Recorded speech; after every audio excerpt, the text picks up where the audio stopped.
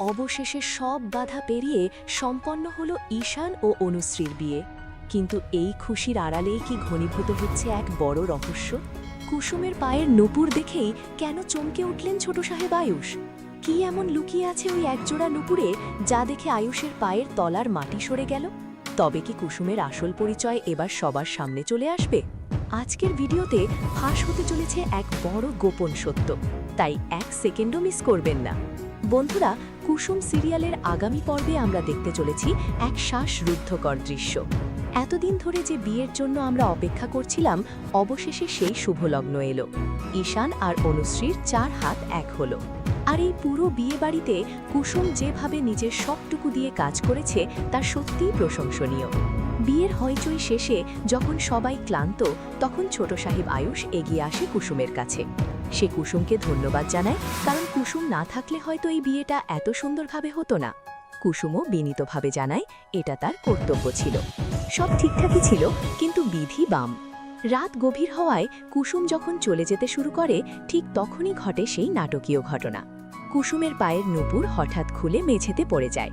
টুংটাং শব্দে আয়ুষের নজর চলে যায় সেই নূপুরের দিকে।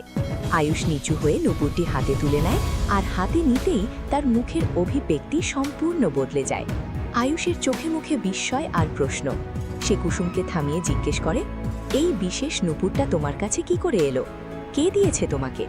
আয়ুষের গলায় এমন গাম্ভীর্য দেখে কুসুম নিজেও থমকে যায়। সে ভাবতেই পারেনি সামান্য এক নূপুর তার জীবনের বড় কোনো সত্যকে এভাবে সামনে এনে দাঁড় করাবে। এখন প্রশ্ন হলো, এই নূপুরটি আসলে কার? কেন আয়ুষ এটাকে এত গুরুত্ব দিচ্ছে? তবে কি এই নূপুরের সাথে আয়ুষের মায়ের বা হারিয়ে যাওয়া কোনো প্রিয়জনের স্মৃতি জড়িয়ে আছে? বন্ধুরা, গল্প কিন্তু এখন এক নতুন মোড় নিতে চলেছে। আপনারা কি চান কুসুম আর আয়ুষের সম্পর্কের সমীকরণ এবার বদলে যাক? কমেন্ট করে আপনাদের মতামত আমাদের অবশ্যই জানান। বন্ধুরা, কুসুমের আসল পরিচয় কি এবার ফাঁস হয়ে যাবে? আয়ুষ কি পারবে এই নূপুর রহস্যের সমাধান করতে? এই সব প্রশ্নের উত্তর জানতে হলে আমাদের সাথে থাকতেই হবে। ভিডিওটি ভালো লাগলে এখনই একটি লাইক দিন এবং বন্ধুদের সাথে শেয়ার করুন।